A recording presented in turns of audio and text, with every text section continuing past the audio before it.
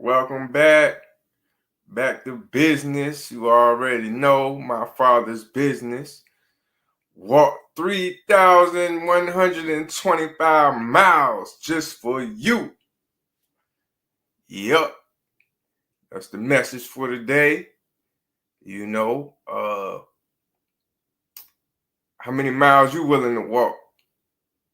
You know, for me, or how many miles you willing to walk for your loved one, for whoever, you know?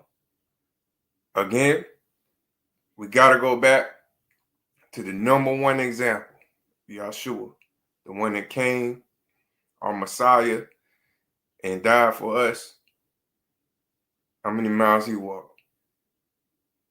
Take a wild guess. Yep, you guessed it.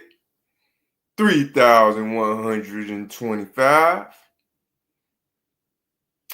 Just in case you didn't know. Now you know. Let's go ahead and jump right into some scripture and see what people did and how people walk to save people. What we call to do as disciples of Yahshua, if we truly follow in Yahshua's footsteps, then we're going to be walking. Yep. Let's get it. So we're going to go in Genesis and see the first destruction. The first destruction in Genesis. Go to Genesis 6. Genesis 6. And we're going to go to Genesis 6, verse 5. Bereshith is the Hebrew word for Genesis. Let's go to Genesis 5.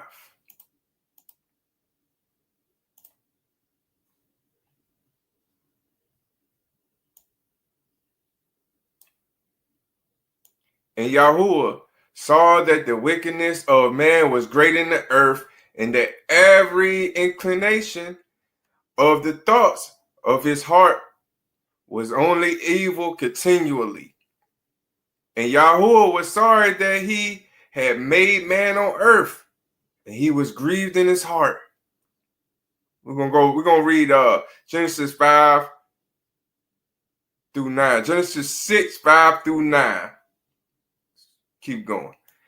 And Yahuwah said, I am going to wipe off man whom I have created from the face of the earth, both man and beast, creeping creature and birds of the heavens, for I am sorry that I have made them.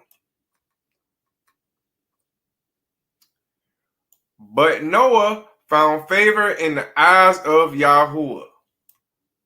Let's read that again. But Noah found favor in the eyes of Yahuwah.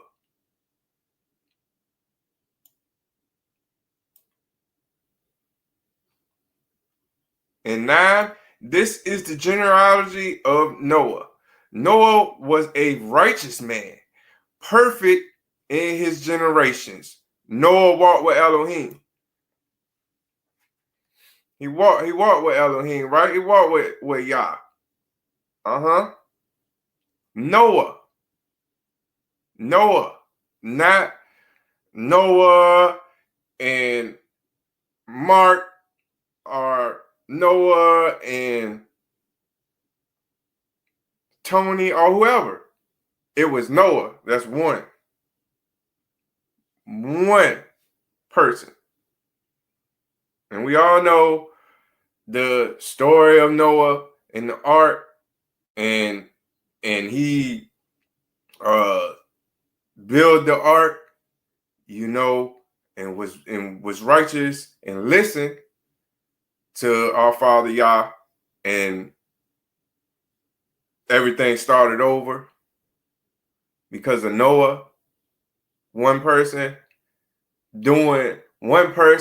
saved many people. It was only 8, but the world was able to exist. We wouldn't be here if it wasn't for Noah, right? Moving on. Let's go and see what Abraham did.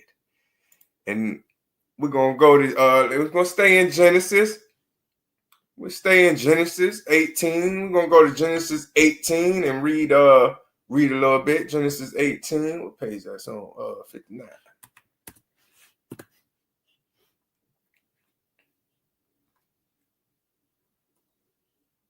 Genesis 18:17. Genesis 18:17. And we'll read through 33.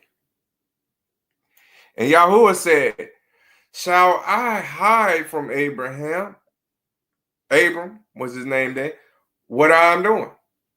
Since Abram is certainly going to become a great and mighty nation, and all the nations of the earth shall be blessed by him. For I have known him, so that he commands his children and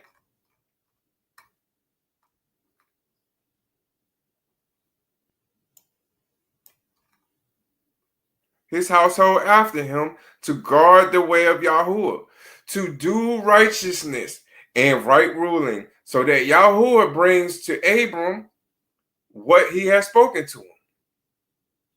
And Yahuwah said, because the outcry against Sodom and Gomorrah is great, and because their sin is very heavy,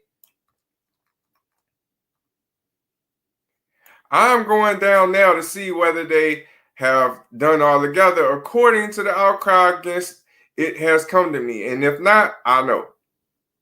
So the men turned away from there and went toward Sodom, but Yahuwah still stood before Abram. So Yahuwah sent these angels, right, to see Abram, and they tell Abram about Sarah. And then when they was getting ready to leave, that's when Yahuwah said, well, should I tell Abram about what I'm about to do to Sodom and Gomorrah? And here we are now, okay? Let's keep going. And Abram drew near and said, would you also destroy the righteous with the wrong?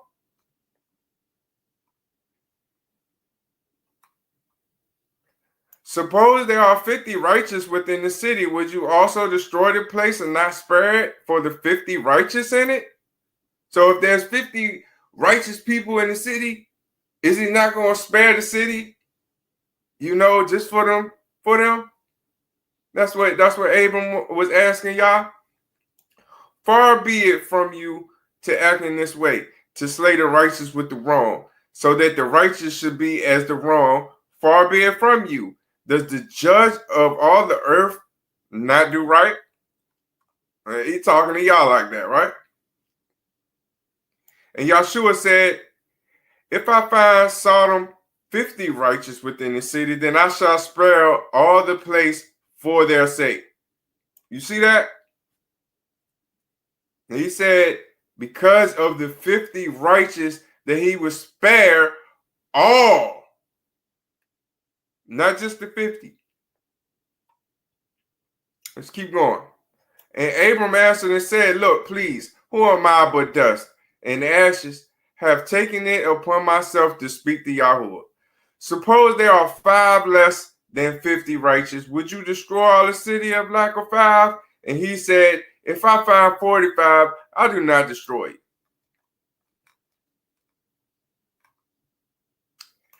And he spoke to him yet again and said, suppose there are found 40.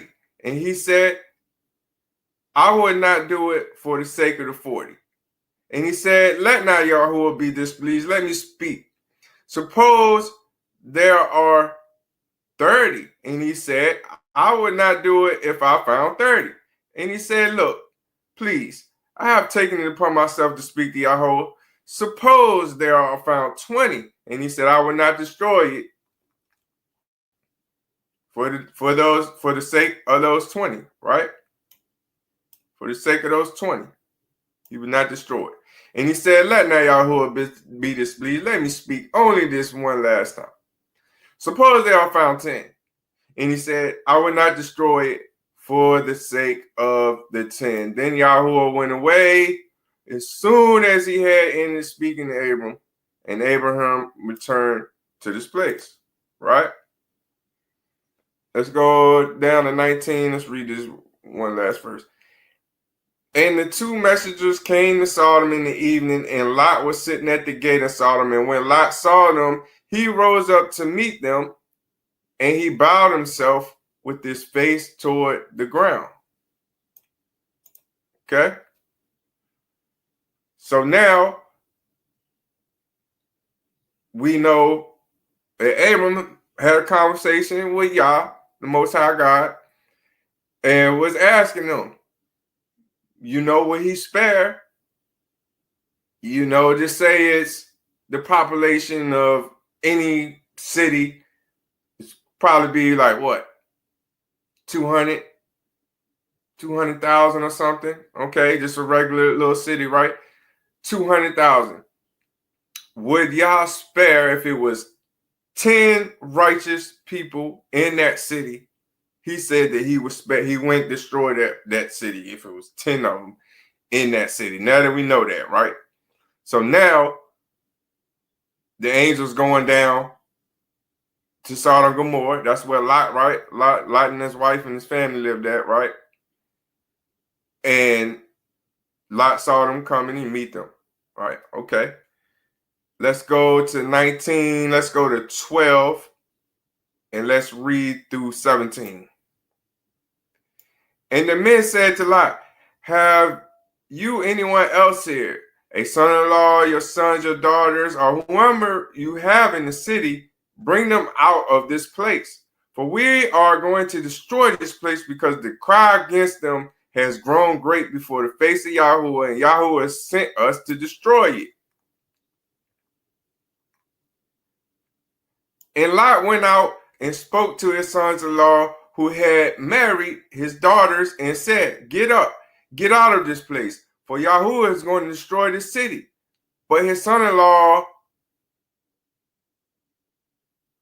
he seemed to be as one joking. So they thought that Lot was joking, huh?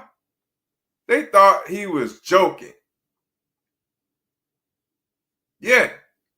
One person again, Lot. And now he's telling his people, and they think he's joking. Y'all going to destroy this place. They think he's joking. Let's keep going. And when morning dawned, and the messengers urged Lot to hurry, saying, get up, take your wife and your two daughters who are here, lest you be consumed in the punishment of this city. So you could be righteous, and y'all could want to spare you. But if you ain't listening to his voice, hurry.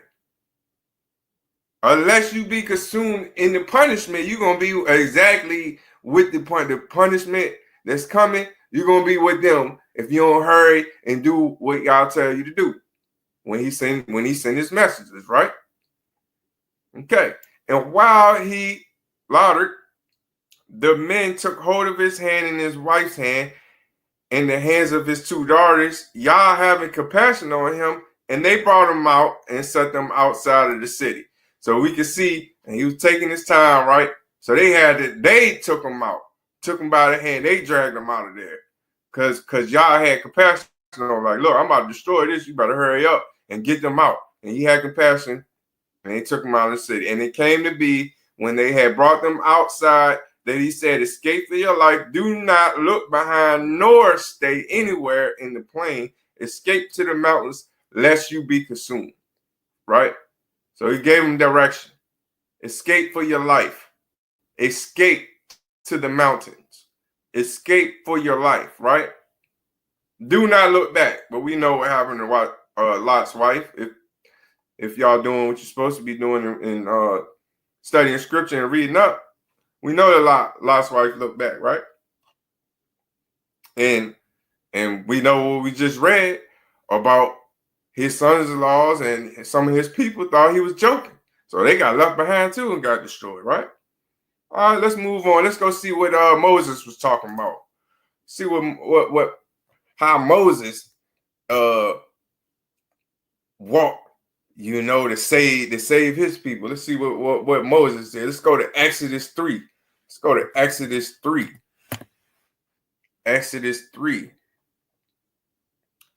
And we'll read Exodus 3. Let's go, let's see,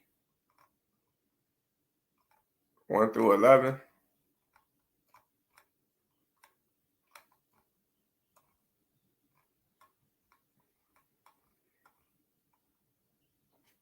Exodus 3, 1 through 11. Exodus 3. And we read 1 through 11. All right. All right. And Moshe is the Hebrew word for Moses. Moshe was shepherding the flock of Jericho, his father-in-law, the priest of Midian, and he led the flock to the back of the wilderness and came to Horeb, the mountain of Elohim. And the messenger of Yahuwah appeared to him in a flame of fire from the midst of a bush. And he looked and he saw the bush burning with fire, but the bush was not consumed. And Moshe said, let me turn aside now and see this great sight. Why does the bush does not burn? The bush is on fire, but it ain't burning, right? And Yahuwah saw that he turned aside to see, and Elohim called him from the midst of the bush and said, Moshe, Moshe. And he said, here I am. And he said, do not come near here.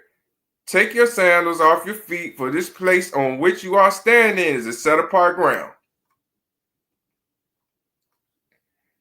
And he said, I am the Elohim of your father, the Elohim of Abram, the Elohim of Yitzhak, and the Elohim of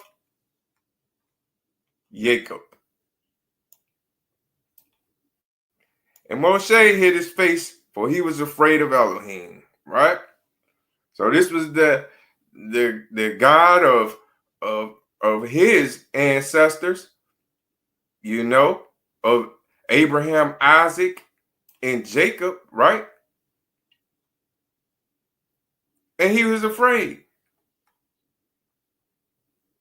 Let's keep going. And he said, I have indeed seen the oppression of my people who are in Mizraim, and have heard their cry because of their slave drivers, for I know their sorrows. So he heard their cry, right? In Egypt, Mizraim. The Hebrew word for Egypt, Mizraim, right?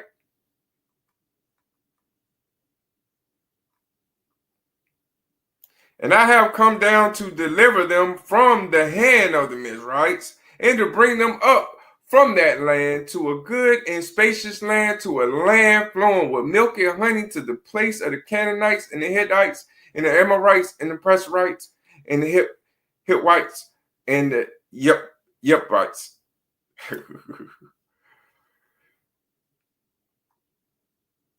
Keep going. And now, see, the cry of the children of Israel has come to me, and I have also seen the oppression with which the Mizrahites oppressed them. And now come, I am sending you to Pharaoh to bring my people, the children of Israel, out of Mizraim. Okay? So y'all sending one person again, right? Moses, to what? To save many. To save many. His people, to save many. Right?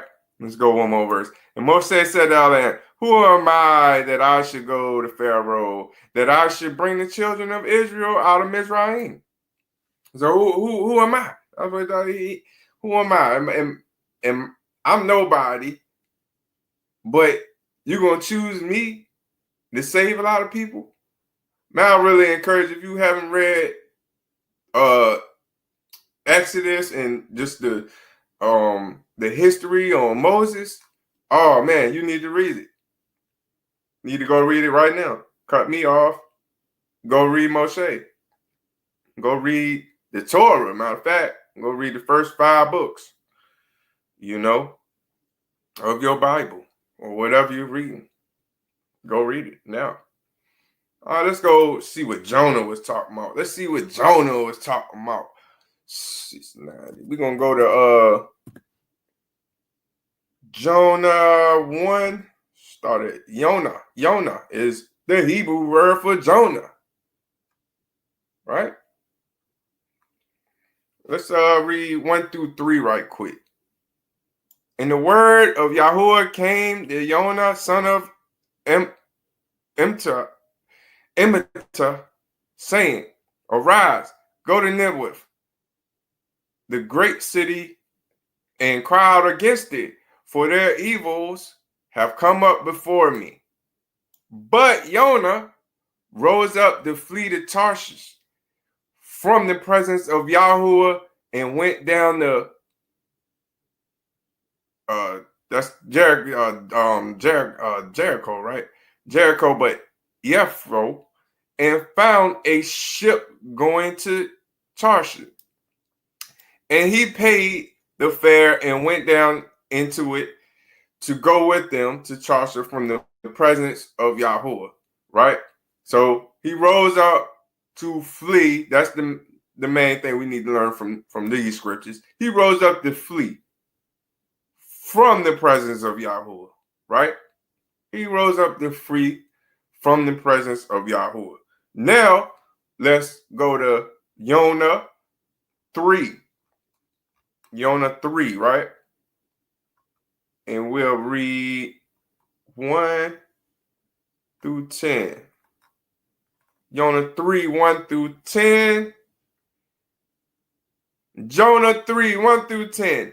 And the word of Yahuwah came to Yonah the second time, saying, arise, go to Nineveh, the great city, and proclaim to it the message that I am speaking to you, right? And we know that Jonah and the fish, right? And in the whale, Jonah and the whale, and once he fled and he got on that ship and everything, then a great storm came, and they was like, why is this storm coming? And they was praying, they believed in Yah too. And then that's when they come to find out that Yonah was doing something that was against Yah. So they threw him off the ship. And then that's when Yah got the whale, to swallow him up. And then eventually, the whale, he prayed or whatever, and the whale spit him out. And now he coming to him a second time and telling him, let's keep going. And Yonah arose and went to Nineveh according to the word of Yahuwah. Now Nineveh was a great city before Elohim of 3 days' journey.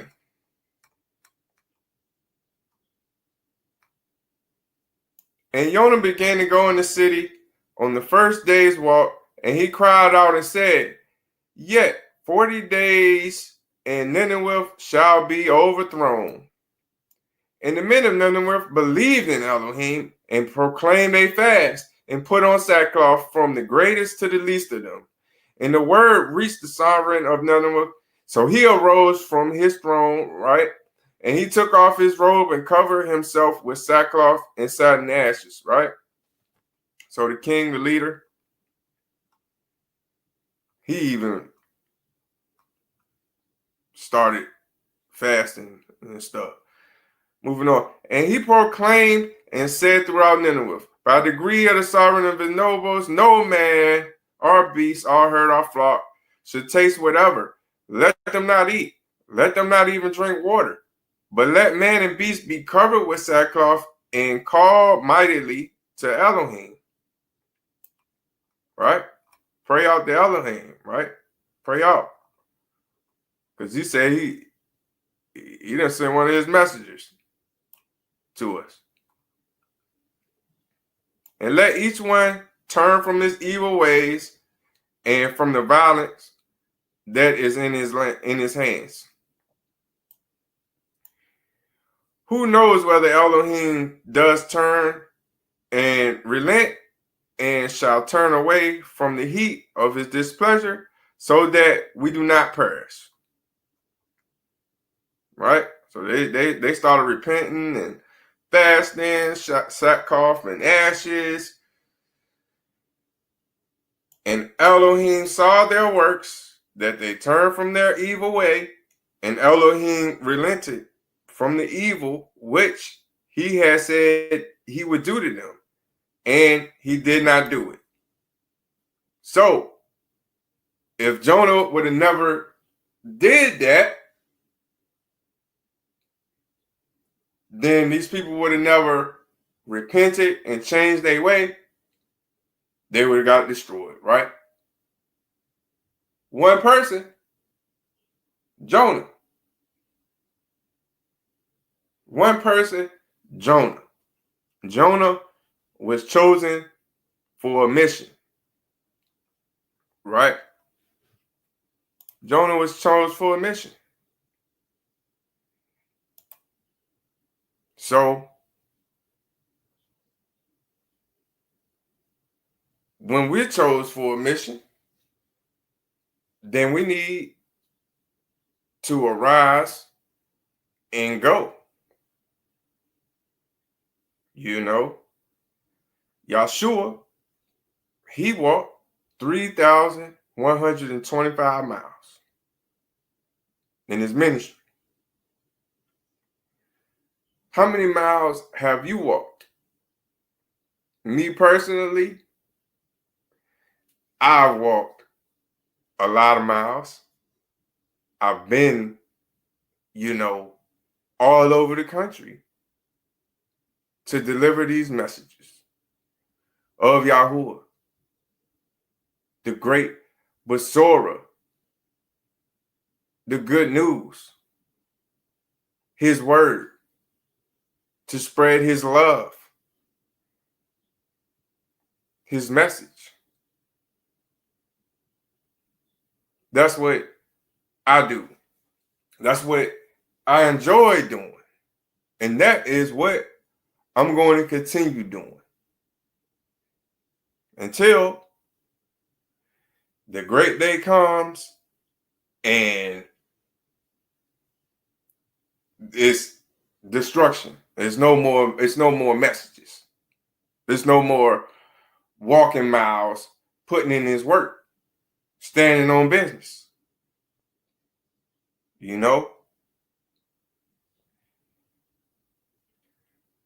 And the chosen ones, these are the chosen ones, the ones that's chosen to go on these missions.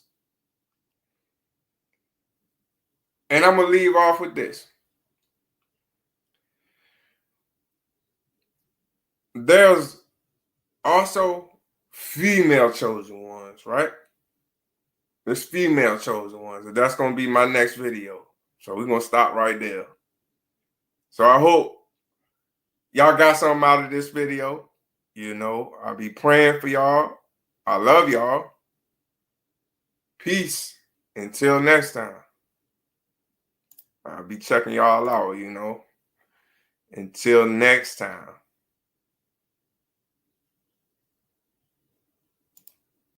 This is my walk with God. I walk with God, one foot in front of the other, following Jesus' footprints. I walk with God, this is my walk with God. Died, but I still live. I'm a witness, this is my walk with God. I walk with God, our Father's business. Welcome to the ministry. This is my walk with God. I walk with God, one foot in front of the other, following Jesus' footprints. I walk with God, this is my walk with God. Died, but I still live. I'm a witness, this is my walk with God. I walk with God, our Father's business. Welcome to the ministry. I have no words for my spiritual journey, asking God to transform me. Metamorphosis, now I'm recording all of my stories, made it my testimony. All better, I'll wait for you to get to know me. If I said it, I meant that. Manifestation, all odds against it. Finally got on probation, went on vacation, came back taken. I was just playing, why's you hating? That's motivation, I'm just saying. This is my walk with God. I walk with God, one foot in front of the other, following Jesus' footprints. I walk with God, this is my walk with God. Died, but I still live. I'm a witness, this is my walk with God. I walk with God, our Father's business. Welcome to the ministry. I'm just trying to live, they waiting on me to fail. Say they care, but I can't tell. Stuck in hell, I do what I gotta do, oh well. Lost 100 pounds before I came out that cell. I bounced right back, it won't no chill. I keep it moving, can't stay still. ADHD for real, since I was little. Pop a pill, I'm sick, I'm ill. Can't calm down, whole life turned upside down. What's God's plan? Can't understand, but can't complain. This is my walk with God. I walk with God, one foot in front of the other, following Jesus' footprints. I walk with God, this is my walk with God. Died, but I still live. I'm a witness, this is my walk with God. I walk with God, our Father's business. Welcome to the ministry.